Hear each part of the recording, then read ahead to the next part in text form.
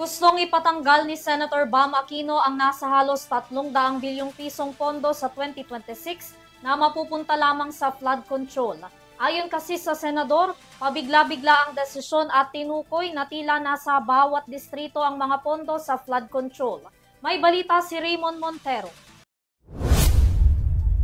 Naglabas ng mahigpit na babala si Senador Bam Aquino na handa niyang ipatanggal ang buong 270 billion pesos na alokasyon para sa flood control project sa panukalang 2026 national budget kung hindi ito mailalaan ng tama sa mga tunay na bahaing lugar.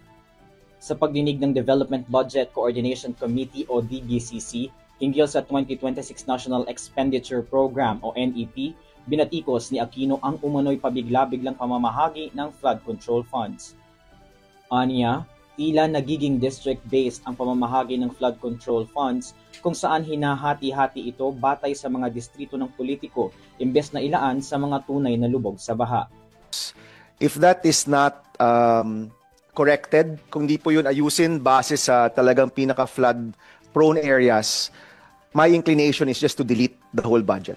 Kiit ng senador, malaking hamon ngayon para kay bagong Department of Public Works and Highways o DPWH Secretary Vince Dizon na pumalit kay Manuel Bonoan ang maglatag ng makatwiran at batay sa pangangailangang flood control plan. To him, and now will be the challenge of Secretary Dizon, is to come back to the Senate before the end of the budget and to come up with a real flood control budget. Hindi yung nakadivide based on districts, pero naka-allocate based on true need and true.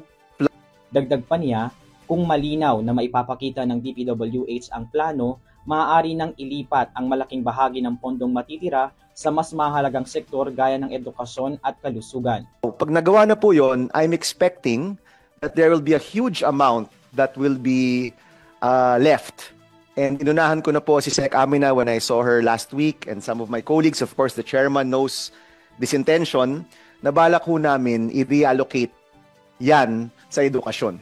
No? We know we have our classroom problems, we have our internet connectivity problems in our schools, marami tayong problema sa mga eskwelahan natin, and definitely the education budget needs to be supported further. Binigyang diin din ni Aquino ang kahalagahan ng dagdag na pondo para sa ganap na pagpapatupad ng Universal Healthcare Law na pangunahing isinulong ni Senator J.V. Ejercito.